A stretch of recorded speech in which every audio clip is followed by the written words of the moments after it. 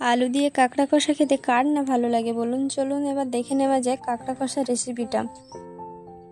কাঁকড়াগুলো পরিষ্কার করে কেটে ধুয়ে রেখেছিলাম, সেটাকে তেলে দিয়ে লবণ হলুদ দিয়ে ভেজে নেব।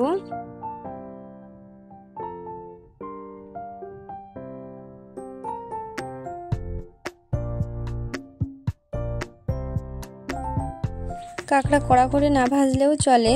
কাঁকড়া ভাজা আমার কমপ্লিট। এবার তুলে নেব কাঁকড়াগুলো। ডুমো ডুমো করে কেটে রাখা আলু লবণ হলুদ দিয়ে ভেজে নেব।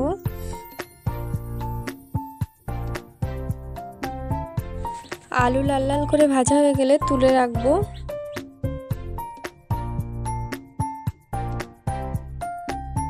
সাদা জিরে ফোড়ন দেব, দিয়ে দেবো কেটে রাখা পেঁয়াজ, কুচনো রসুন। পেঁয়াজ রসুন একটু ভাজা ভাজা হয়ে আসলে এরপর দিয়ে দেব কেটে রাখা টমেটো ও কাঁচা লঙ্কা।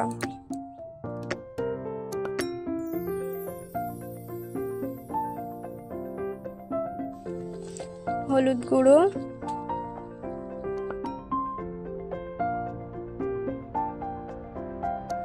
স্বাদ মতো লবণ, জিরে ও ধনে গুঁড়ো। এবার মশলাটাকে ভালোভাবে কষে নিতে হবে।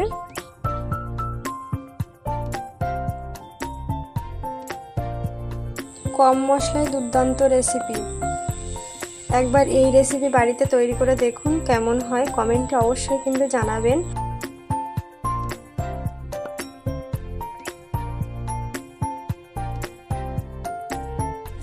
মশলা কষা হয়ে গেছে, এরপর দিয়ে দেব ভেজে রাখা আলু ও কাঁকড়াগুলো। আলু ও কাঁকড়া দিয়ে আরো কিছুক্ষণ কষাই করে নিয়ে দিয়ে দেব জল।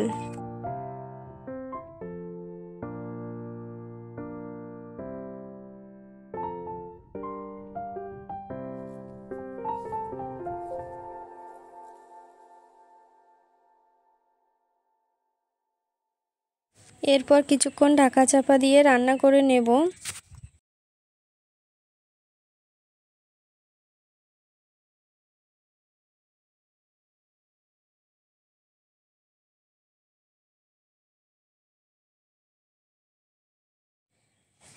এরপর গরম মশলা দিয়ে নামিয়ে নেব।